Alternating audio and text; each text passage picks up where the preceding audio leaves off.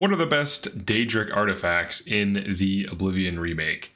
So the Daedric artifacts can be acquired through the Daedric quests, or in the case of Mehrunes Razor, what is essentially a DLC, now part of the base game quest. And essentially you have to have certain requirements, certain levels, and certain other items or stats or whatever in order to gain the favor of these Daedric princes and gain their quests. So certain things, actually all of them have a level requirement. So the first one, we'll start with the lowest, for the lowest level requirement, is Azura. You can get Azura's Star with a simple glow dust and the will to kill a few vampires.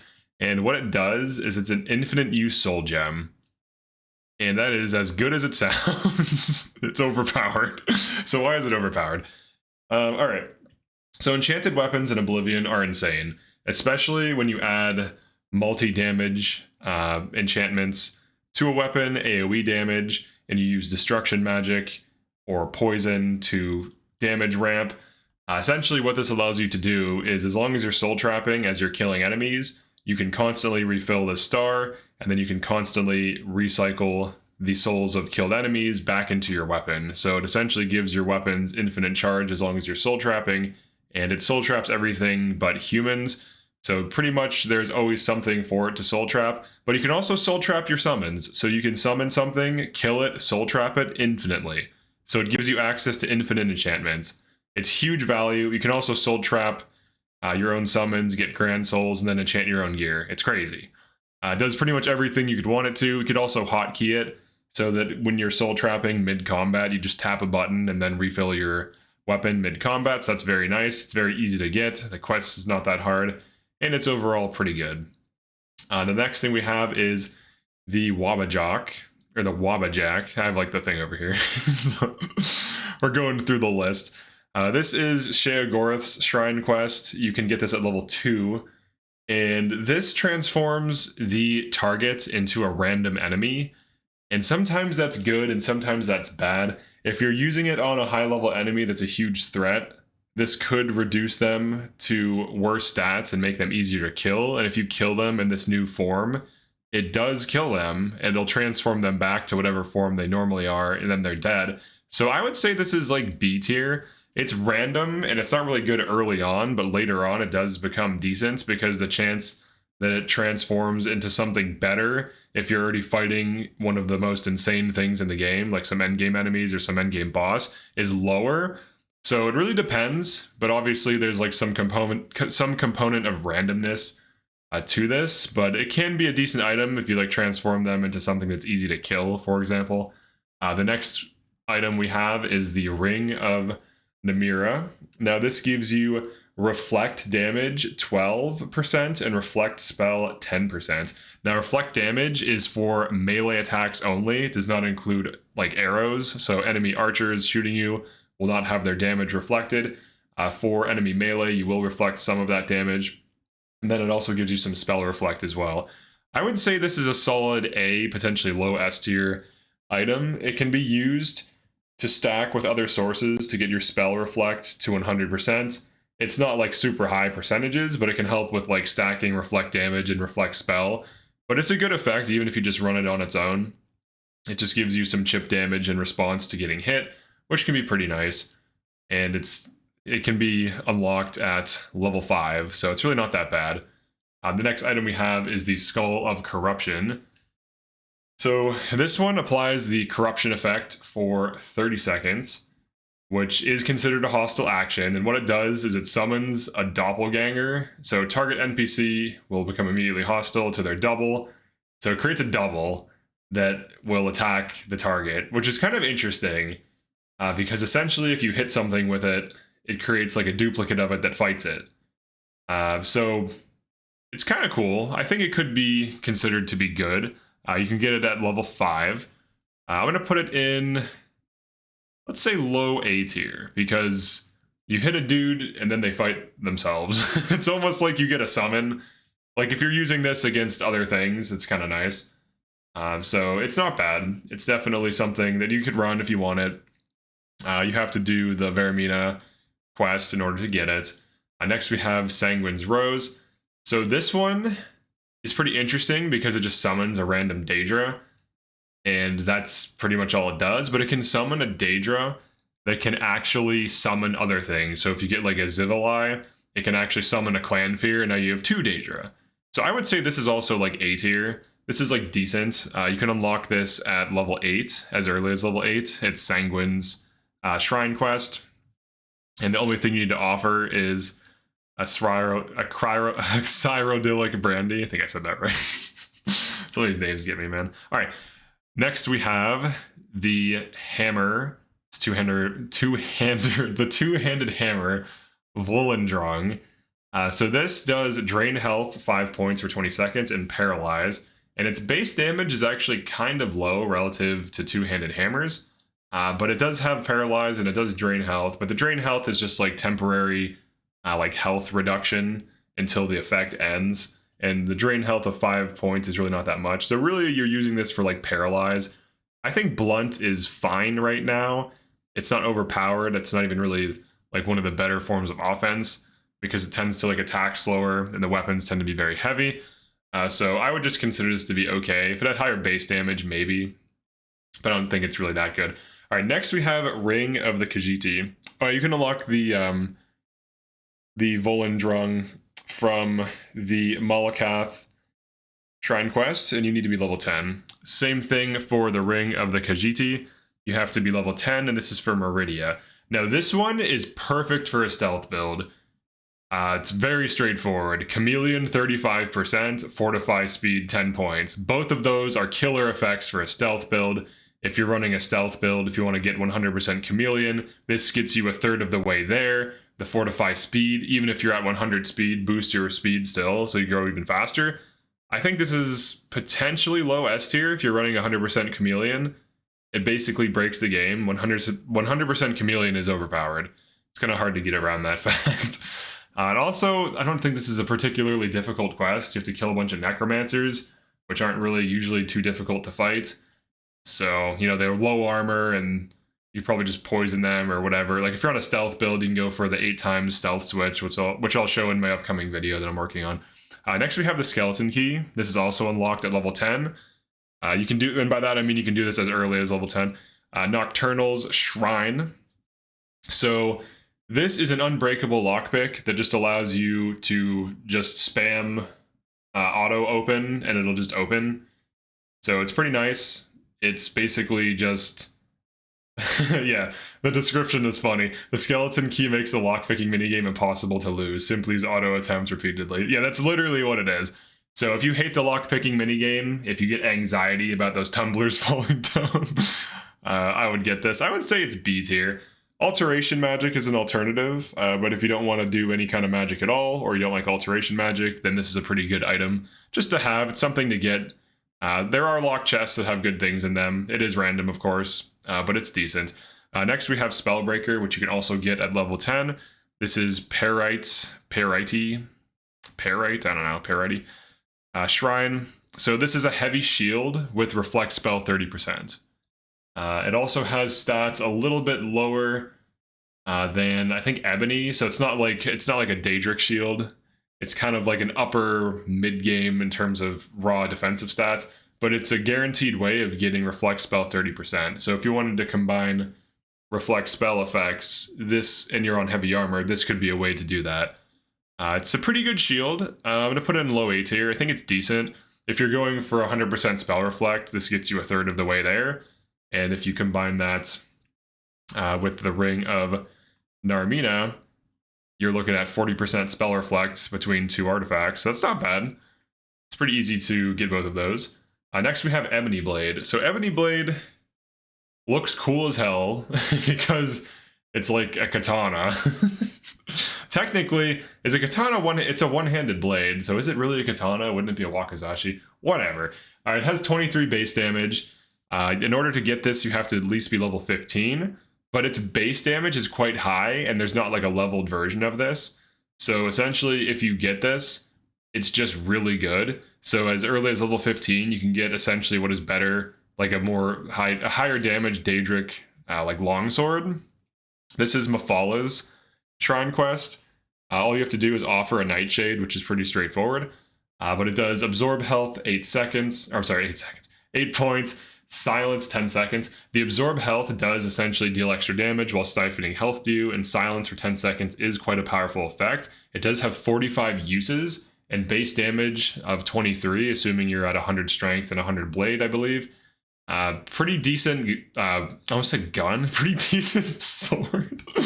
Pretty decent sword, pretty good stats, pretty available to early game builds if you want to just stay like under level 20. This is a fantastic sword for that. I'm putting this in, I would say, middle of A tier. I think that's fine. Next we have the Savior's Hide. So this is Heresians. You have to be level 17, and you have to offer a bear pelt or wolf pelt. Now, this is one of the best light armors, at least early, because it gets you resist magic 25, which is a pretty huge effect. Its armor rating is 12. In terms of actual armor rating, I believe it's competitive with glass, but I could be wrong about that. But it's pretty good armor. It has a unique appearance, and it has resist magic 25. If you're running anything that has resist magic, like Orc or Breton, like if you're running a Breton and you want to run light armor and you run this, you're at 75% magic resist. That's pretty huge, especially as early as level 17, and all you have to do is a basic Daedric quest. So I would say this is high A tier. Next we have one of my favorite weapons visually, the Mace of Molag Bal. This thing, you need to be level 17 in order to get it. You get it from Molag Bal, not a big surprise. It's literally his mace. They did buff it. The original just did absorb strength 5 points for 0 seconds, which essentially did nothing. They changed it to absorb strength for 5 points for 10 seconds. So now you at least siphon a little bit of strength. It also has the base absorb magicka for 5 points. So you siphon a little bit of magicka, you siphon a little bit of strength. So every hit you siphon some magicka, which is kind of nice. It has 44 uses at base, and it has a base damage of 25, which is actually pretty decent, and I believe that's like 1 or 2 points higher than a Daedric mace. So it's a little bit stronger than a Daedric mace, but you do have to be level 17, so it's kind of on the higher end, like more towards like middle or end game, depending on your build. But I do think it's decent. I'm going to put this in like low B tier. I think the changes to Blunt and the buffs to Blade kind of make Blade a lot better in this, in the remaster versus the base game. So I'm kind of factoring that in as well. This is one of my favorite weapons too, so my bias is definitely not showing here. All right, Goldbrand. Goldbrand you unlock at level 20, or you can unlock the quest at level 20. It's the Boethia Shrine.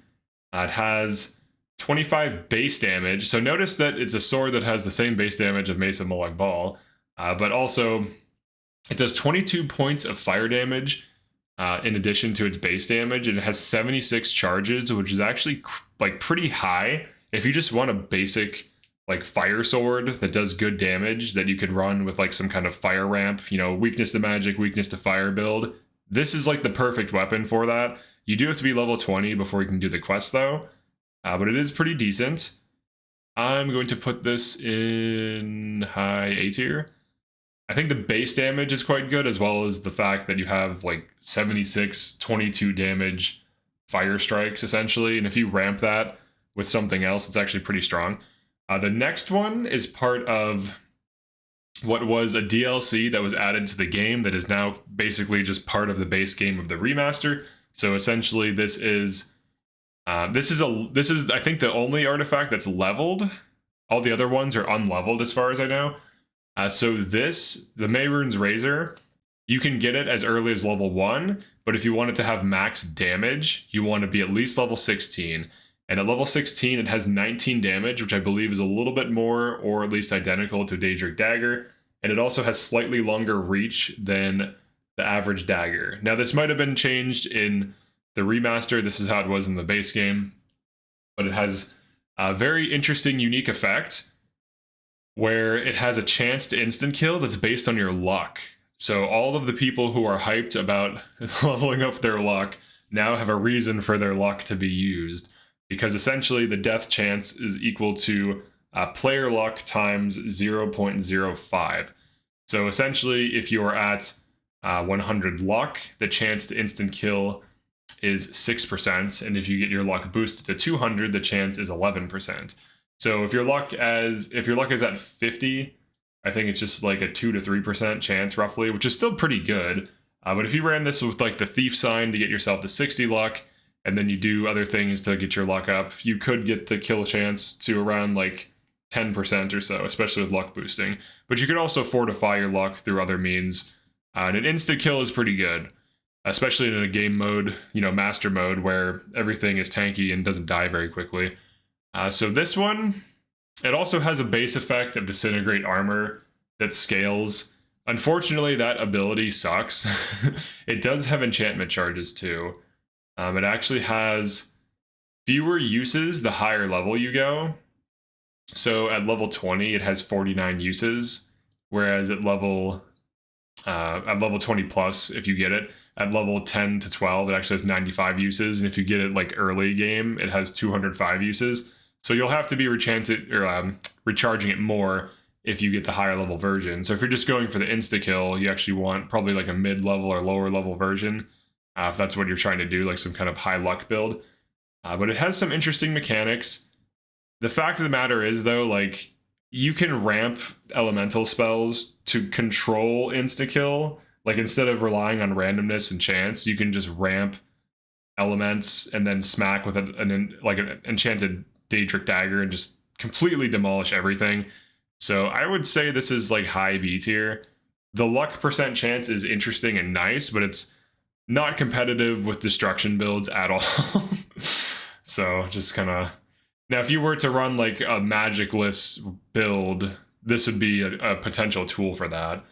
Next, we have the Oghma Infinium, which is a book that gives you a bunch of stats. This is for Mehrunes Razor. You have to be level 20 to get this. Now, this used to be, I would say, like one of the better artifacts for every single playthrough, because back in the day, it was actually very difficult to level attributes and stats. Like, you had to like really go out of your way to like figure out how to level things so that you got like +5 on the attributes you wanted to level. But nowadays, if you're level 20, you probably have all of your main things maxed out already. But essentially what this book does, you read it, it's a single use. It increases 3 skills and 2 attributes by 10 points each permanently, and you can also raise things above 110. However, if you raise skills above 110, it essentially has no effect. But if you raise attributes above 110, it does have an effect. So this is a good item, and I actually do think it is still good, even if your like stats are maxed out, because then you can get like additional strength or additional. Well, I think strength just has carry weight above 100. I don't think it continues to scale weapon damage, but additional intelligence scales magicka pool, and additional willpower scales regen, and so on. And additional speed still increases speed. So I would say this is still like high A tier. It's still good. It still gives you attribute increases. So you could do like intelligence, willpower, and then that if you're a mage, now you have base 110 intelligence and willpower, which is pretty cool. That's actually pretty good. It's good for every build. I don't think it's overpowered because it's not like 100. You know, like when you're doing like int ramping, or not int ramping, like willpower ramping or whatever, you want to get like 100 willpower to spike up that regen. But having 10 increased at all times for no reason is pretty sick too. And the extra intelligence is also nice. And you can also use whatever you need for it, like whatever you need it for your build. All right, next we have the Mask of Clavicus Vial. This is a level 20 quest that you get from Clavicus Vial. And what it does is it's a heavy armor helmet with an okay armor rating, and it gives you Fortify Personality 20 points. Actually, I'm going to change this to don't. Don't. Because, all right, we're going to get to Umbra in a second. Just don't. Why? There's better things. Fortify Personality is borderline useless. It just doesn't help you. Like, especially nowadays in the game where mercantile levels so quickly now. Back in the day, it used to level slow, but nowadays in the remaster, it levels super quick. This doesn't help you out at all. You can always just go to merchants that you have high like haggle rates with, and it just doesn't matter. It's nothing that you want. You're better off enchanting your armor, like your helmet, with like almost anything else. This is just not a good effect. Item's not good. You have to make a choice in this quest, but choosing between this and Umbra. I don't even think you should take this quest. I don't even think you should finish this quest. But let's get to Umbra. Umbra, I think, is low S tier. Why is Umbra low S tier? Well, here's what you do to get Umbra. First of all, you don't have to be level 20 to start this quest. You can just go kill Umbra. And then you get this sword. And this sword is not leveled. So the way quests work for most Oblivion quests, excluding most of these items, is when you do a quest, when you get the reward, you will get a leveled reward. And usually, the leveled reward will be significantly weaker the lower level you are. So if you do a quest at level 5, and it gives you some unique like sword, that sword will be scaled to your level. So it'll be like the equivalent of like weapons around that level that generate. But if you're level 24 or higher, you will get essentially a Daedric weapon, or maybe a little bit better, with a unique appearance and unique enchantment. And the thing with Umbra is it's not scaled. So it's basically like a better Daedric sword that you can just go get as long as you can kill Umbra. But the trick is, Umbra is difficult to kill. However, she's really not with basic game knowledge. You can actually get her to fall into a pit. You can literally be level 1, go up to Umbra, punch her, run away, and then take her into this pit trap that's like in her own dungeon, and keep jumping over the pit, and then she falls into it and she will eventually die after doing this like 5 times, even on master mode. So you can just trick her into falling into a pit to get this 0 weight sword that has soul trap for 120 seconds and is better than a Daedric longsword at level 1. It's crazy. It's really good. Don't start the quest. Don't complete the quest. Just get the 0 weight sword and just sit on it. Then you have a 0 weight sword with high damage, high durability, and 120 second soul trap, which is so overkill. Like, you could tap an enemy once with this and fight it forever and it'll probably still trap its soul. But it's a really good item. It's really good. Especially at 0 weight. You have a constant soul trap source. Or if you want a good sword, it also doubles as a good sword with pretty good physical damage and decent health as well. But here's where I think the artifacts are. If you agree or disagree, definitely make an argument as to why. I could be wrong about some of these things too, for like stats and breakpoints and stuff like that. It looks like we have some ads showing up in this thing for some reason. But yeah, that is pretty much it for this one. Definitely like and subscribe if you enjoyed this, found this useful. And I'll see you guys in the next one. Peace.